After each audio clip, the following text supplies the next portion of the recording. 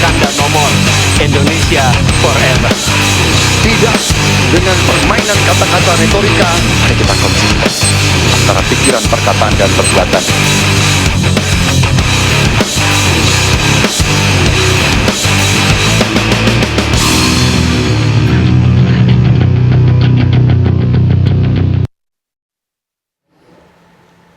Baik pemirsa, kita akan kembali lanjutkan perbincangan. Mbak Rustika tadi sudah mengungkapkan sebelum jeda bagaimana pandangan masyarakat, pendapat masyarakat setelah melihat debat Capres yang berlangsung semalam, yang merupakan debat kelima sekaligus juga debat penutup, debat terakhir, debat pamungkas. Masyarakat banyak yang kecewa karena memang dinilai adem ayem, tidak seperti debat-debat sebelumnya. Tapi mungkin sebelum kita berangkat ke angka, ke data Mbak Rustika, ini kemudian data yang Mbak Rustika mengambil dari platform media sosial yang mana? Jadi kami mengambil dari 5 platform media sosial, yakni Twitter, Instagram, YouTube, TikTok, dan Facebook. Oke, baik. Ya, jadi kami sengaja untuk mengambil 5 platform ini karena masyarakat di Indonesia itu kan sangat beragam. Facebook misalnya dia adalah salah satu platform dengan pengguna terbesar di Indonesia.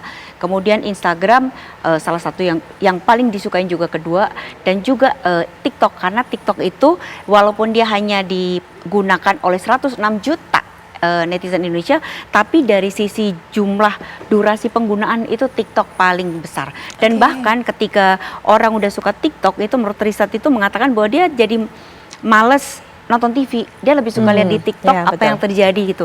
Dan ini sebenarnya ada satu sisi positif dan ada satu sisi negatif. Karena apa? Media sosial itu kan dia punya agenda ya. Dia suka mengambil kalimat-kalimat yang quotable, yang menguntungkan, yang kemudian diposting di media sosialnya dia. Yang belum tentu itu benar. Gitu. Jadi kayak misalnya ada beberapa engagement yang menyatakan bahwa Ganjar tidak setuju terkait sama program makan siang gratis, dipotongnya sampai segitu. Padahal konteksnya bukan seperti itu. Nah, itulah ada beberapa situasi yang terjadi di media sosial. Dan di setiap media sosial itu memiliki karakter dan sifat dan narasi yang berbeda-beda. Sesuai dengan penggunanya pun beragam juga ya. Betul. Baik Mbak Rustika, kalau Mbak Rustika katakan masyarakat ternyata banyak yang kecewa melihat debat semalam. Nah ini kita punya data mengenai isu terbesar. Apa kaitannya hal yang Mbak Rustika temukan dengan isu terbesar ini? Jadi kalau tentang kekecewaan itu, saking besarnya itu menjadi salah satu isu yang dibicarakan terbesar keempat. Dari seluruh percakapan di debat dari kemarin sampai hari ini jam 12 siang gitu. Nah kemudian di situ tuh kenapa kecewa, karena ya tidak sesuai ekspektasi itu gitu kan gitu.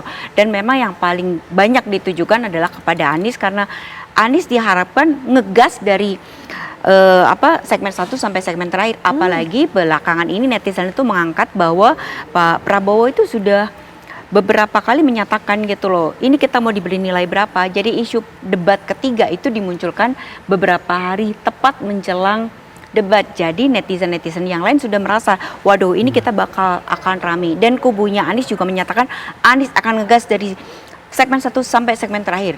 Ternyata itu tidak terjadi. Padahal di awal itu terlihat bahwa antara kubu 1 dan kubu 2 itu udah saling adu gagasan gitu.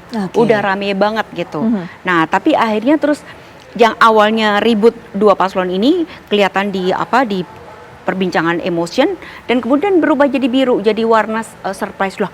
Kok situasi debat tidak seperti yang mereka harapkan. Gitu. Baik. Ini dikatakan juga oleh Mbak Rustika tadi, pemirsa mungkin Anda juga bisa lihat, kami sajikan juga di layar kaca tentunya data ini adalah isu terbesar yang diberikan tanggapan oleh masyarakat, ada di poin keempat yaitu kecewa dengan debat. Sementara yang pertama 2-3 tadi adalah masalah stunting, dokter pendidikan. Ini merupakan bahasan-bahasan mengenai debat. Nah, mengenai sentimen dari masyarakat bagaimana melihat performa dari 3 capres itu? Jadi tuh sentimen itu benar-benar sangat dinamis sekali gitu Mbak. Jadi kalau kita bisa lihat di data, ternyata sentimen misalnya ya, negatif atau positif, sentimen negatif yang ditujukan kepada Prabowo itu paling tinggi.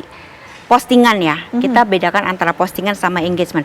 Postingan itu adalah netizen itu ngepost, nge-tweet gitu kan. Nah ternyata tuh sentimen negatif yang ditujukan kepada Prabowo itu ada 51,7%. Kemudian sentimen negatif yang ditujukan kepada Anies Baswedan itu ada 20,8%. Sementara sentimen positif yang ditujukan negatif yang ditujukan kepada Ganjar adalah 18,7%. Nah jadi itu adalah situasinya. Tetapi kan kita bicara soal media sosial dan 5 platform tersebut. Sentimen negatif itu kebanyakan dia adanya di platformnya Twitter. yang dia isinya adalah mengkritik gitu. Nah, kalau kita buka lagi, ini menarik, Mbak. Karena apa? Ternyata setiap paslon itu memiliki kubu pendukung di masing-masing platform gitu. Nah, kalau tadi kita melihat fenomena yang menarik adalah Pak Prabowo gitu. Prabowo tadi sentimen negatifnya tinggi banget. Tapi kalau kita lihat di engagementnya, dia engagement untuk sentimen negatif itu hanya 14%. Oke. Ganjar ada 10% sentimen negatifnya, Anies ada 20% sentimen negatifnya. Nah, kenapa hal itu bisa terjadi? Karena ternyata netizen, terutama TikTokers, dia merespons berbagai hal yang menurut dia tuh sangat menyentuh emosional ketimbang isu berat tentang debat. Jadi mereka menyatakan bahwa kenapa engagementnya Prabowo jadi sangat rendah sentimen negatifnya? Karena mereka bicara soal Prabowo yang humble, Prabowo yang merangkul, Prabowo yang minta maaf, padahal yang salah kubu yang lain. Nah, seperti itu. Terus kemudian kehadiran influencer itu adalah salah satu hal yang mendukung kenapa sentimen kepada Prabowo menjadi rendah. Baik. Gitu. Sementara kalau Ganjar, dia memang paling banyak dia direspon di platform Instagram. Jadi Instagram itu dia banyak sekali mengungkap beberapa visi misi paslon yang kemudian direspon oleh netizen. Karena kan kalau di debat tuh sedikit. Nah, di Instagram itu dia ada visualnya, ada keterangannya lebih panjang, dan netizen memberikan respon di situ. Kalau Anies itu lebih banyak di Twitter gitu. Jadi isu-isu yang terkait sama politik gitu ya, visi misi Anies itu masuknya di Twitter. Baik, Bang Bestari masih bersama kami tentunya. Bang Bestari, kita sudah mendengarkan tadi apa pemaparan dari Mbak Rustika mengenai reaksi masyarakat melalui media sosial, tanggapan mereka. Mereka berharap ternyata Pak Anies ini bisa ngegas pada debat-debat ataupun juga seperti debat-debat sebelumnya. Tapi ternyata memang tidak tampil dengan performa seperti yang biasanya. Bagaimana kemudian, apakah dari kubu 01 ini cukup bisa kekhawatiran? Jangan-jangan kemudian masyarakat suaranya beralih setelah melihat performa Pak Anies semalam, Bang Bestari? Jadi saya kira debat ketiga ini adalah debat ketiga Capres. Ini adalah forum yang menyempurnakan apa yang sudah disampaikan Pak Anies pada performa Pak Anies pada debat pertama dan yang keduanya. Ini yang menyempurnakan bahwa beliau itu mampu kemudian mengorek atau menyempurnakan substansi. Jadi lebih banyak memang kita mendengar kemarin bagaimana Pak Anies kemudian memperbaiki apa yang menyempurnakan bahkan jawaban-jawaban Pak Prabowo gitu dan Pak Ganjar. Nah, kemudian juga satu hal yang menarik adalah Pak Anies juga menyampaikan tentang isu perempuan ya, di mana isu perempuan ini satu-satunya yang disampaikan oleh paslon adalah oleh Pak Anies. Kekerasan yang 3,2 juta terjadi, kemudian yang catcalling itu banyak direspon publik juga. Nah, kemudian yang satu yang lebih menarik lagi adalah ketika beliau membuka dan mengedepankan bahasa isyarat gitu, time for change gitu ya. Bagus sekali, dan ini mudah-mudahan masyarakat dapat menerima bahwa tidak selalu harus dengan keras menyampaikan apa yang menjadi pemikiran, ide atau gagasan, tapi baik juga pada satu kesempatan disampaikan dengan cara yang lebih soft sehingga masyarakat lebih banyak mendengarkan substansi dan mengerti bahwa inilah performa seseorang yang harus menjadi pilihan gitu. Ketimbang kita cuma bersetuju-setuju saja. Tadi ada dikatakan apakah ini sedang mencari negarawan, bersikap seperti negarawan. Kita lagi mencari presiden yang mampu juga kemudian lebih menjabarkan substansi itu dan dimengerti oleh masyarakat. Itu penting juga. Selain ya memang saya melihat tadi ada resume tentang kekecewaan terhadap debat, tapi tidak lebih daripada yang utama tadi soal stunting, di mana mungkin nanti bisa dijelaskan kenapa pertanyaan stunting itu muncul dan kenapa jawabannya seperti itu.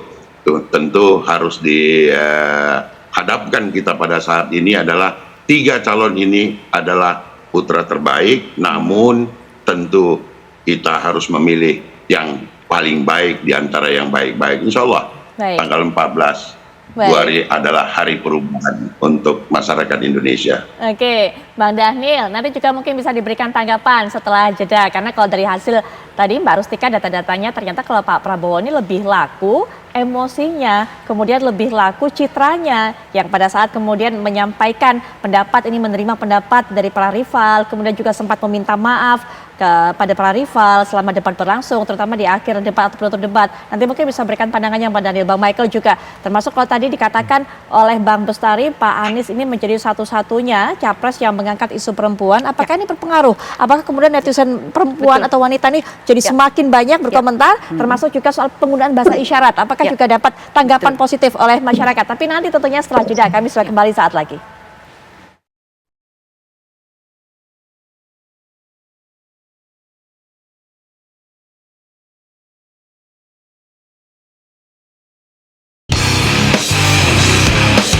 Wakanda nomor Indonesia forever.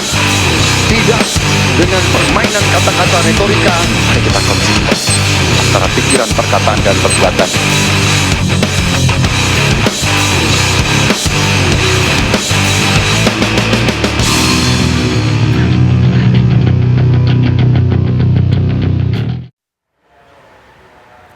Kita kembali lanjutkan perbincangan, langsung saja saya berikan kesempatan kepada Bang Daniel untuk bisa memberikan tanggapan terhadap apa yang disampaikan Bang Michael tadi sebelum jeda. Silakan Bang Daniel. Ya, pertama yang harus dipahami adalah teks yang disampaikan Pak Prabowo ada selalu menggunakan secara bersamaan teks bahwasannya makan gratis dan pemberian gizi dan susu untuk ibu hamil. Kata-kata itu selalu disampaikan secara bersamaan. Jadi solusi terhadap stunting itu ya tentu memberikan gizi yang cukup untuk ibu-ibu hamil. Kemudian memberikan gizi yang cukup setelah kelahiran dan sebagainya. Kalau terkaitan itu kan tentu semua pihak apalagi policy maker paham betul. Jadi itu adalah bagian dari program utama Pak Prabowo dan Mas Gibran.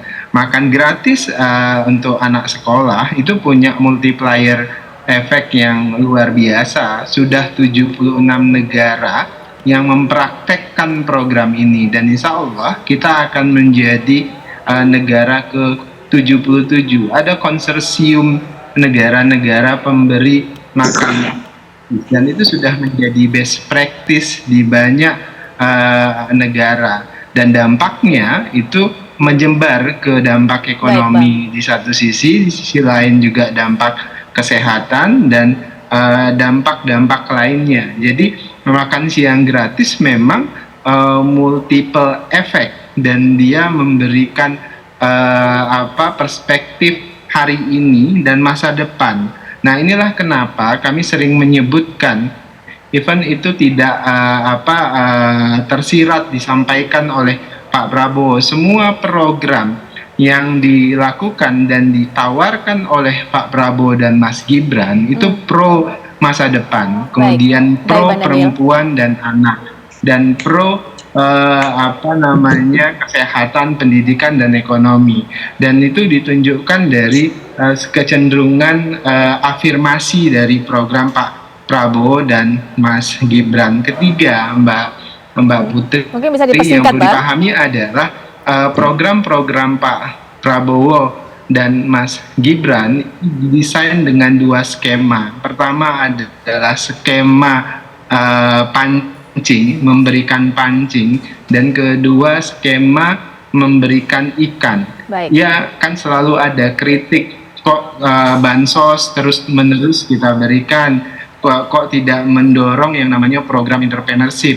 Kita tidak bisa bicara orang-orang yang lapar kemudian kita kasih pancing. Yang lapar, yang sedang lapar, ya kita harus beri makan terlebih dahulu. Itu yang kita sebut dengan skema ikan. Nah, untuk mereka-mereka yang harus kita dorong dalam jangka panjang. Itulah kemudian banyak program-program skema pancing tadi. Ya. Kira-kira begitu, Mbak Baik, Putri. baik, sampai di situ dulu mungkin. Nanti ya kalau ada waktu tersisa mungkin juga bisa berikan tanggapan oleh Bang Michael. Tapi Mbak Rustika, seberapa besar sebenarnya suara-suara para netizen ini bisa dikapitalisasi untuk betul-betul menjadi suara bagi para pasangan calon ini pada saat pemilu 14 Februari nanti, belajar ataupun berkaca dari pemilu sebelumnya? Nah, jadi sebenarnya itu ada beberapa riset yang menyatakan bahwa media sosial itu berperan untuk dalam pemilu gitu. Tetapi beberapa pengamat itu menyatakan bahwa antara 9 sampai 10% itu mereka memang terpengaruh oleh media sosial gitu. Nah, apakah debat kali ini tuh bisa memberikan dampak kepada pemilih lebih banyak pada pemilih swing voter dan juga kepada mereka yang masih belum memilih gitu, terutama pemilih-pemilih muda. Dan sebenarnya kalau kita buka di data, Mbak, jadi jelang debat terakhir kemarin itu sudah ada harapan netizen. Jadi harapan netizen terbesar itu adalah, yuk teman-teman yang masih belum punya pilihan terkait sama capres, kita nonton bareng yuk di debat kelima gitu. Semoga setelah ini kalian bisa mendapatkan calon presiden yang kalian pilih. Nah, itu benar-benar harapan netizen gitu.